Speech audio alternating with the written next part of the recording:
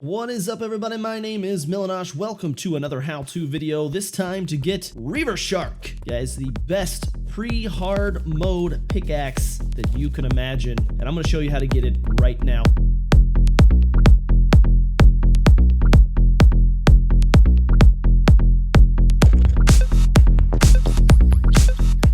First, you need to start off by starting a small world. We're going to go ahead and name it Reaver Shark Get. And away we go. Let's collect some wood and immediately start working on getting our lead/iron ore, depending on the world that it spawns. And for any of you that are keeping track, for this video, you are going to need a total of 165, yep, you heard it right, 165 lead/iron ore to do this method. One of the first things I would suggest doing is to replace this terrible sword that we start out with. So we're going to go over here and we're going to make ourselves a workbench, of course. There we go. And we are going to just go ahead and make ourselves a wooden sword, which has just a little bit better of an attack. So we'll get rid of this one and immediately start going into the desert and getting some cactus to build a little bit better defense for our gear. As you can see here, just rush over to the desert, start grabbing this cactus. And if you'll notice, I am hitting the block of sand just below the cactus. This actually makes the entire cactus break immediately, letting you collect it all at once and saving you some time.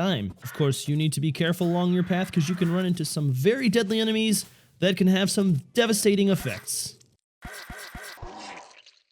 And of course, losing any money like you see here will just take more time for us to get our 50 silver that it takes to get the merchant. And once you have collected your 75 cactus, do not forget to go ahead and make your entire set of cactus armor that will also give you a defense set bonus once it is all equipped, which will become very important. And while you're at it, go ahead and make a furnace. Go ahead and place it down. This will become very important to create our anvil later. And now we just need to collect some gold as well as any lead ore we find, which one of the best ways you can do so is destroying some zombies. You can see I'm getting 1 silver, which is quite impressive considering you only need 50 silver in order to get the merchant to spawn. So the next step will be to go back to our base and let's get some ore made to make an anvil. And of course, the anvil only takes 15 ore to make, so you should be able to make one pretty quickly. That will let us get to our next step, which is to start building a house so that our merchant can spawn. Cue building montage!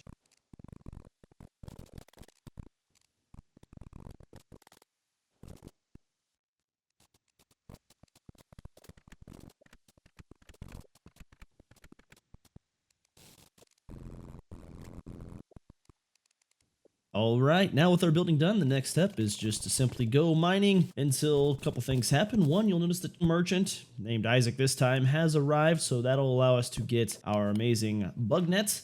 And while we're down here, it cannot hurt, of course, to find any heart crystals to increase our HP, as well as any more lead ore, so that our journey to the ocean will be a little easier. Next step, once you reach the surface, would be to go ahead and reach the merchant. Now that he has a house, you'll notice here we have the bug net. Go ahead and buy that. All right, and that will allow us to go outside here. And in the rain, it's perfect time for this because bugs seem to spawn better anyways. And we will start collecting. You see these larger tufts of grass. You need to hit them with a pickaxe, as well as these rocks right here, which can be rather hard to see, but they are there. And grab your bug net and swoop. There you go. That is how you collect worms. And we would like to collect somewhere around 30 to 40 pieces of bait. That would be ideal. And as you see here, these little rocks can be small. Go ahead and hit those, but those are the rocks you need. And of course, it is worth mentioning at this point that you could avoid collecting most of the iron and or lead ore by just rushing at this point and running to the ocean. As you can see, much peril awaits you in the corruption or crimson, depending on your world seed. So the way that I avoid just rushing on the ground is to go ahead and make some minecart track. Now, for the purposes of a small world, it would take exactly 2100 track or 126 ore in order to make enough minecart to reach from the very center of the world all the way to the edge. Of course, you can fudge that number just a little bit, but let's get started with our minecart track that'll take us safely to the ocean. Please note that starting your minecart track above any hills or trees is ideal to avoid further complications.